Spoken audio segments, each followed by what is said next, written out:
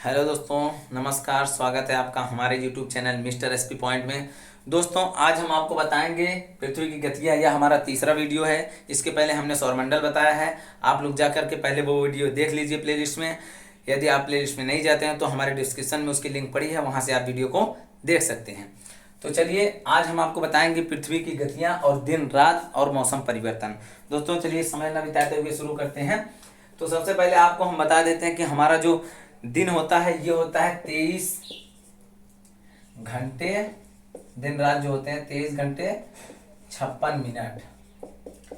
हमारे जो दिन रात होते हैं 24 घंटे, जिसको हम लोग बोलते हैं हम लोग एवरेज में 24 घंटा बोलते हैं, जो 23 घंटे 56 मिनट का होता है। ये हमारा एक दिन हुआ। और हमारा जो एक वर्ष होता है ये 23 घंटे 56 मिनट में हमारी पृथ्वी अपने अक्ष पर एक चक्कर लगा लेती है, जिसको हम लोग घूर्णन गति बोलते हैं। घूर्णन गति या तो दैनिक गति। पृथ्वी 23 घंटे 56 मिनट में अपने अक्ष पर एक चक्कर लगा लेती है। और पृथ्वी पूरे सूर्य का एक चक्कर लगाने में कितने टाइम लगाती है? तो 365 दिन 365 दिन 6 घंटे। ये हम लोग बोलते हैं एक वर्ष। एक वर्ष इसको बोलते हैं एक दिन। तो एक वर्ष 365 दिन 6 घंटे का होता है। लेकिन ऐसे ही जो ये 6 घंटा दिख रहा है, 4 साल बाद ये 6 घंटा 24 घंटे में परिवर्तित हो जाता है, जिसके एक दिन हमारा बढ़ जाता है। तब हमारा हो जाता है 366 दिन, जिसको हम लोग बोलते हैं लीप वर्ष। इतना आप लोग समझ गए। पृथ्वी जब हमारा 23 घंटे 56 मिनट पे अपने अक्ष पर एक चक्कर लगा लेती है, उसको हम लोग घूर्णन गति या दैनिक गति बोलते हैं। लेकिन जब पृथ्वी घूमते घूमते सूर्य का एक चक्कर लगा लेती है, तब उसको हम लोग बोलते हैं कि वार्षिक गति या तो परिक्रमण। इसको आप लोग अच्छे से नोट कर लीजिएगा। अब हम एक चीज आपको बताते हैं। हमारी जो पृथ्वी है ये जो है, अगर हमारी पृथ्वी 23 अंश पर ना झुकी होती, मान लीजिए हम पृथ्वी को बना देते हैं। ये पृथ्वी है, ये हमारा मेन बना देते हैं नॉर्थ पोल और साउथ पोल। इतना हम बना दिए, नॉर्थ पोल साउथ पोल। ये एनपी लिख देते हैं, ये एसपी लिख देते हैं। तो नॉर्थ पोल मतलब उत्तरी ध्रुव, साउथ पोल मतलब दक्षिणी ध्रुव। तो हमारा यहाँ सूर्य बना देता हूँ। हम मान रहे हैं कि हमारी पृथ्वी 23 अंश पर नहीं झुकी हुई है, जो कि हमारी पृथ्वी 23 अंश पर झुकी हुई है। लेकिन अगर ना झुकी हुई होती तो हमारे दिन और रात 12-12 घंटे के होते। वो क्यों? देखिए कैसे। जब यहाँ सूर्य की किरणें निकलती, ऐसे पृथ्वी पड़ती, ऐसे पृथ्वी पड़ती नहीं, पृथ्वी पड़ती और पृथ्वी के आधे भाग पे हमारा पूरी सूर्य की किरणें पड़ती। नॉर्थ पोल साउथ पोल के आधे भाग पे हमारी पूरी सूर्य की किरणें जब पड़ती तो हमारा 12 घंटे का दिन और 12 घंटे की रात होती। कहने का मतलब, यदि हमारी पृथ्वी 23 अंश पर न झुकी होती तो हमारा हमेशा हमारे पूरी पृथ्वी पे 12 घंटे दिन होते और 12 घंटे रात होती। इतना आप लोग समझ गए कि किस तरीके से। अब हम आपको बताते हैं कि हमारी पृथ्वी 23 अंश पर झुकी हुई है। हुई होने के कारण क्यों हमारा 12 घंटे का दिन 12 घंटे का रात नहीं होता है। देखिए, इसका भी एक सिंपल सा फिगर बना देते हैं। ये हमारी मान लीजिए पृथ्वी हो गई, थोड़ा सा टेढ़ा बन जाता है बोर्ड पे। तो ये हमारी पृथ्वी हो गई। तो पृथ्वी पे हम लोग देखते हैं, ये हमारी, ये देखिए, ये हम आपको क्या बना के दिखा रहे हैं। ये हमारा क्या है, ये नॉर्थ पोल हो गया, ये साउथ पोल हो गया। नॉर्थ पोल और साउथ पोल, जो कि हमारी पृथ्वी अगर सीधी होती तो हमारा नॉर्थ पोल साउथ पोल यहाँ पर आता है। आपको हम बताए हैं, यदि पृथ्वी झुकी न हुई होती तो हमारा साउथ पोल और नॉर्थ पोल सीधे आता, आधे पर हमारा ड्यूल। लेकिन हमारी पृथ्वी यहाँ 23.5 अंश पर झुकी हुई है। तो हमारी ये नॉर्थ पोल यहाँ, साउथ पोल यहाँ। अब सूर्य की किरणें पड़ेंगी। आप लोग देखिए क्या होता है उत्तरी गोलार्ध में। क्यों दिन बड़े, दिन बराबर, दिन रात बराबर, कभी दिन छोटी कभी रात बड़ी, तो क्यों होती है उसको भी हम आपको इस फिगर, ये जो फिगर दिख रहा है इसमें भी आपको बहुत ही क्लियर हो जाएगा, आप कभी नहीं भूलेंगे। देखिए, यहाँ से जो सूर्य, मान लीजिए यहाँ सूर्य है, सूर्य की किरणें जब पड़ती हैं इस पे, तो देखिए आपको यहाँ जब पड़ती हैं तो पूरी किरणें यहाँ नहीं पड़ पाती, कुछ किरणें पीछे भी जाती हैं। पीछे का मतलब ये एक लाइनिंग है, लेकिन सूर्य किरणें यहाँ तक पहुँचती हैं। जब सूर्य किरणें वहां तक पहुंचती हैं तो देखिए हमारा इधर इधर साइड में कुछ ही पृथ्वी के कुछ ही भाग पर हमारा सूर्य की किरणें पड़ पा रही है। तो इधर हमारा क्या होगा, इधर हमारा 10 घंटे का दिन होगा, इधर हमारा होगा 14 घंटे की रात होगी। यहाँ पे कहीं कहीं यहाँ पे जब बराबर बराबर जगहों पर सूर्य की किरण पड़ेंगी तो हमारा क्या होगा, 12 घंटे का दिन होगा, 12 घंटे की रात होगी। जब इधर सूर्य आ जाएगा, जब हमारा सूर्य की किरण विषुवत रेखा पड़ती है तभी हमारा दिन रात बराबर होता है, 12 घंटे का दिन 12 घंटे की रात। अभी वो चीज आपको हम बता देंगे कब विषुवत रेखा पर पड़ती है, कब कर्क रेखा पड़ती है, कब मकर रेखा पर पड़ती है। तो आप इतना देख लीजिए, सूर्य की किरण जब यहाँ यहाँ आपका कितने होगा, यहाँ 8 ही घंटे होगा, फिर यहाँ 16 घंटे रातें होंगी, 8 घंटे दिन होगा, कहीं 8 घंटे इधर दिन हुआ तो इधर 8 घंटे दिन हुआ तो इधर 16 घंटे रातें होंगी। तो ऐसे ही हमारा पृथ्वी किरणें, जो पृथ्वी पे जो किरणें पड़ती है, पृथ्वी की 23.5 अंश झुकी होने के कारण हमारा जो है बराबर दिन रात नहीं होते। एक कंडीशन में होती है जब विषुवत रेखा पर सूर्य पड़ती है। तो इतना आप लोग समझ गए। अब हम आपको बताएंगे कि कैसे ही हमारा सूर्य पृथ्वी नाचती हुई जाती है और कैसे कहाँ पर कर्क रेखा पे जब सूर्य पड़ता है कैसे दिन बड़े होने लगते हैं, कैसे दिन छोटे होने लगते हैं। एक चीज आप लोग ध्यान दिए होंगे, इसके पहले वीडियो में हमने बताया था कि हमारा जो पृथ्वी है ये सूर्य का परिक्रमा करते करते कभी एक ऐसा वक्त आता है 3 जनवरी को, जब पृथ्वी सूर्य के नजदीक होती है, तब हमारा जो पृथ्वी की दूरी होती है 14.70 करोड़ किलोमीटर होती है, 14.70 करोड़ किलोमीटर। लेकिन जब वही तब उसी को हम जब पृथ्वी सूर्य के सबसे नजदीक होती है 3 जनवरी को, तभी हमारा उप सौर होता है, जिसको हम लोग उप सौर बोलते हैं। इसी दिन को हम लोग उप सौर बोलते हैं, जब 3 जनवरी को पृथ्वी सूर्य के सबसे नजदीक होती है। लेकिन 4 जुलाई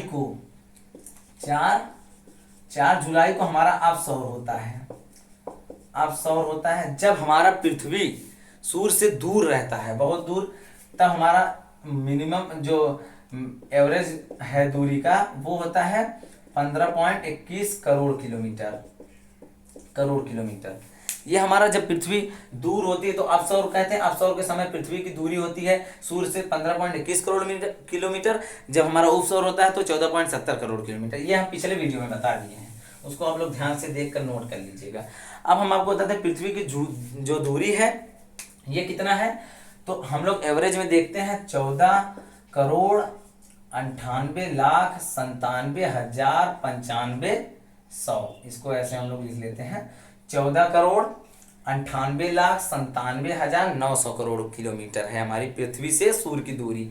इसको हम लोग लिखते हैं 14.98 करोड़। ये हमारा एवरेज है, यही हम लोग देखते हैं बुक में लिखा होता है 14.98 करोड़ किलोमीटर, जो कि हमारी एक खगोलीय दूरी के बराबर होता है। ठीक है, ये हमारी पृथ्वी से सूर्य की दूरी है। ये पिछले वीडियो में भी हमने बता दिया है। लेकिन अब हम आपको ये चीजें बताते हैं जो हमको मेन चीजें पृथ्वी की गतियां बताना है। तो देखिए, सबसे पहले हम लोग 21 मार्च पे चलेंगे। 21 मार्च को हमारा जो होता है यहाँ पे वसंत विषु होता है। वसंत विषु क्यों होता है? देखिए, इस जगह पर पूरे पृथ्वी पर जब 21 मार्च आता है तो पूरे पृथ्वी पर दिन और रात बराबर होते हैं। 12 घंटे का दिन और 12 घंटे की रात। कैसे? क्योंकि हमारा सूर्य की किरण है, देखिए ये सूर्य की किरण यहाँ जा रही है। सूर्य किरण हमारा ये हमारा क्या है? विषुवत रेखा है। विषुवत रेखा ऐसा क्यों बना? क्योंकि हमारी पृथ्वी थोड़ा झुकी हो, अगर ना झुकी होती तो विषुवत रेखा ऐसे बनता है, ऐसे। अगर हमारी पृथ्वी ना झुकी होती तो हमारा विषुवत रेखा सीधे बनता है, लेकिन झुकी होने के कारण हमारी विषुवत रेखा ऐसे, पृथ्वी हमारा थोड़ा सा झुकी है। ग्लोब लेकर देखेंगे तो आपको पता चल जाएगा। तो हमारी पृथ्वी जी है जो है थोड़ा झुकी हुई है 23.5 अंश पर। इसी वजह से हमारा विषुवत रेखा ऐसे दिख रहा है आप लोगों को, तिरछा। ये विषुवत रेखा, इस पे जब सूर्य की किरणें 21 मार्च को पड़ती हैं तो हमारे पूरे पृथ्वी पे हर जगह पर दिन और रात 12 घंटे के होते हैं। 12 घंटे की दिन, 12 घंटे की रात होती है। इसको हम लोग बसंत विषु बोलते हैं। 2 विषु होता है, एक 21 मार्च को और एक होता है 23 नवंबर को शरद विषु। अभी इसको भी हम बताते हैं। इसी दिन से हमारा दिन बड़ा होना शुरू हो जाता है। 21 मार्च से हमारी जो ये दिन होते हैं ये बड़े होने लगते हैं। देखिए कैसे उत्तरी गोलार्ध में दिन बड़े होने लगते हैं। यहाँ से आते आते पृथ्वी सूर्य का पूरा चक्कर लगा रही है, ऐसे आप देख सकते हैं। देखिए ये हमारा सूर्य है। हम जगह जगह पे पृथ्वी का फिगर बनाए हैं, क्योंकि जगह जब जब पृथ्वी की दूरी और पृथ्वी के दिन रात बड़े छोटे होते हैं। देखिए, जब यहाँ पृथ्वी पहुंचती है नाचते नाचते तो 21 जून हो जाता है। यहीं से दिन बड़े होने शुरू हो जाते हैं 21 मार्च से ही। यहाँ आते आते 21 जून आ जाता है। 21 जून को उत्तरी गोलार्ध में, यहाँ देखिए हम लिखे हैं 21 जून को उत्तरी गोलार्ध में दिन सबसे बड़ा होता है। 21 जून को उत्तरी गोलार्ध में जब पृथ्वी पर सूर्य की किरणें कर्क रेखा पर पड़ती हैं, ये जो हम डॉट डॉट करके बनाए हैं यही हमारा कर्क रेखा है। कर्क रेखा है, आप लोग जानते हैं पृथ्वी अगर ऐसे हम लोग बना लिए तो यहाँ जो है कर्क रेखा, यहाँ मकर रेखा, ऊपर वाली कर्क रेखा, नीचे वाली मकर रेखा, बीच में विषुवत रेखा। तो ये बीच में विषुवत रेखा दिख रही है, ऊपर कर्क रेखा दिख रही है। 21 जून को हमारी सूर्य की किरणें हमारे पृथ्वी के कर्क रेखा पर पड़ती हैं। उस दिन ज्यादा बड़ा दिन होता है, क्योंकि यहाँ से जब सूर्य की किरणें दिन बड़े होने लगती हैं तो ज्यादा वक्त तक हमारा सूर्य जो है पृथ्वी के उत्तरी गोलार्ध पर पड़ता है, जिस वजह से इस वक्त हमारा ग्रीष्म ऋतु रहता है, गर्मी का मौसम रहता है, क्योंकि सूर्य की किरणें अधिक समय तक हमारी पृथ्वी पे उत्तरी गोलार्ध में पड़ती हैं और इसी वजह से हमारा गर्मी होता है। और 21 जून को ही कर्क रेखा पर हमारी सूर्य की किरणें लंबवत पड़ती हैं। और एक फैक्ट ये भी है, और दूसरा फैक्ट ये है कि 21 जून को दिन जो है सबसे बड़ा होता है उत्तरी गोलार्ध में। देखिए यहाँ लिखे हैं उत्तरी गोलार्ध में 21 जून को दिन बड़ा होता है। सबसे बड़ा दिन कब होता है उत्तरी गोलार्ध में? 21 जून को। 21 जून को याद कर लीजिए। अभी हम दक्षिणी गोलार्ध में बताते हैं।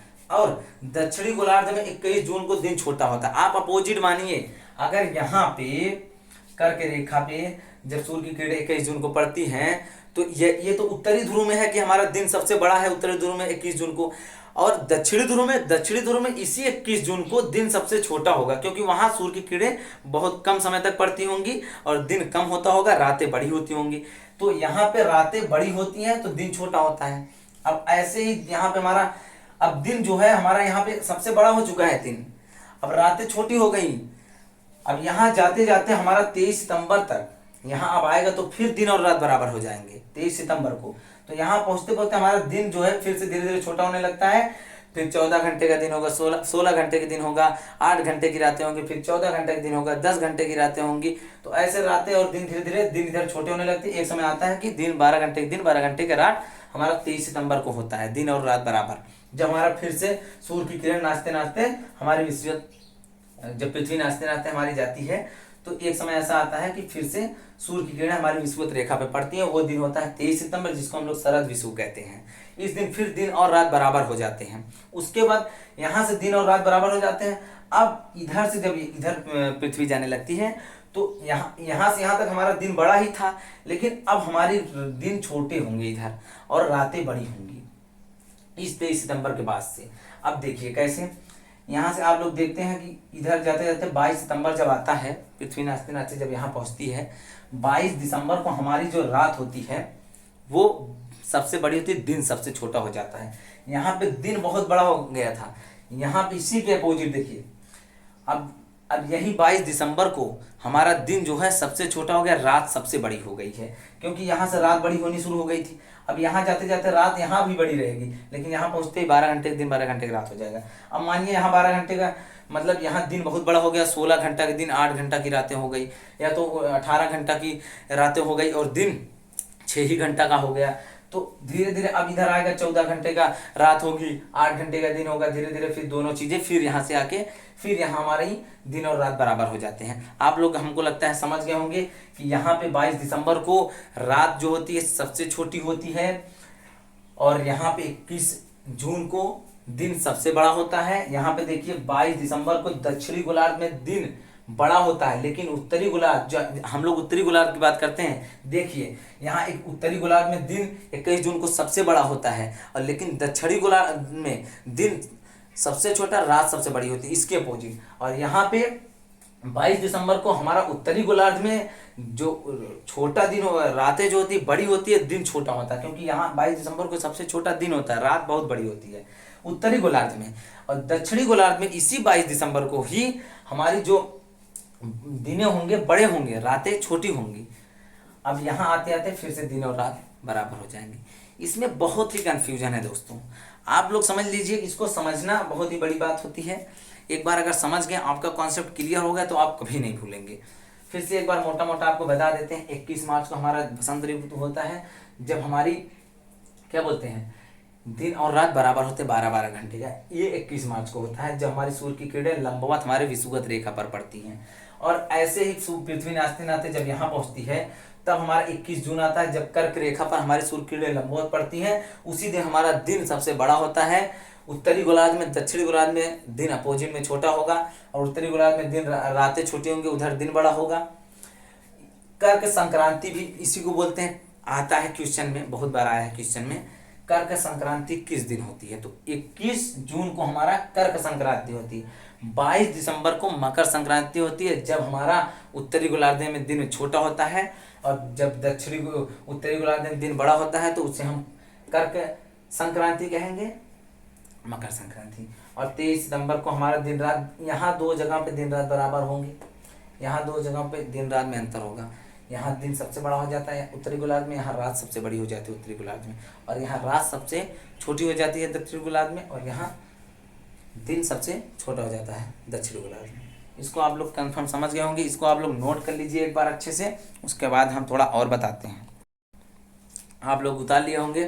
तो देखिए, हमने जितनी चीज़ें बताएं, आप लोग उसको अच्छे से सुन के कंसेप्ट क्लियर करके उसको नोट कर लीजिएगा। और हम मौसम परिवर्तन के बारे में थोड़ा बता देते हैं। यहाँ पे 21 मार्च को हम लोगों का बसंत ऋतु आता है। बसंत ऋतु का मतलब कि पूरे जगहों पर मौसम समान रहता है। लेकिन यही 23 सितंबर को हम लोग देखते हैं, जब यहाँ पर भी हमारा शरद ऋतु होता है, मौसम समान होता है। आप लोग जानते हैं 23 सितंबर में ना तो गर्मी पड़ती है ना तो ठंडी पड़ती है, और ऐसे 21 मार्च को ना तो गर्मी ना तो ठंडी। लेकिन यहाँ पे 21 जून को हमारी बहुत गर्मी रहती है। जब हमारा कर्क रेखा पर सूर्य की किरणें पड़ती हैं, तो हमारे दिन बहुत बड़े हो जाते हैं, और इसकी वजह से हमारी सूर्य किरणें ज़्यादा वक्त तक उत्तरी गोलार्ध के तरफ दिन रहता है, और तब हमारा उत्तरी गोलार्ध में बहुत ज़्यादा गर्मियाँ होती। लेकिन 22 दिसंबर को जब हमारे रातें बड़ी होने लगती है, दिन छोटे होने लगते हैं, तब क्या होता है, जब दिन छोटा होगा और रातें बड़ी होंगी, तो हमारा क्या होगा, यहाँ पे जब सूर्य की किरणें कम पड़ेगी तो ठंडी आ जाती है, ठंड लगने लगता है हमारा 22 दिसंबर को, क्योंकि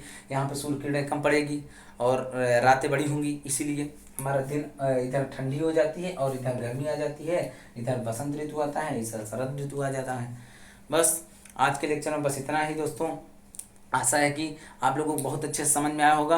आप लोगों को अगर बढ़िया से याद करना है तो वीडियो को 2-3 बार बढ़िया से देख लीजिएगा, बहुत ही अच्छे समझ में आ जाएगा। हमने अपनी तरफ से बहुत ही अच्छे प्रयास किया है आप लोगों को समझाने का, क्योंकि इसमें इतना ज़्यादा लोगों को कन्फ्यूजन होता है, इतना ज़्यादा डिस्टर्ब हो जाते हैं, इसको समझते समझते कि बार बार भूल जाते हैं ये चीज़ें।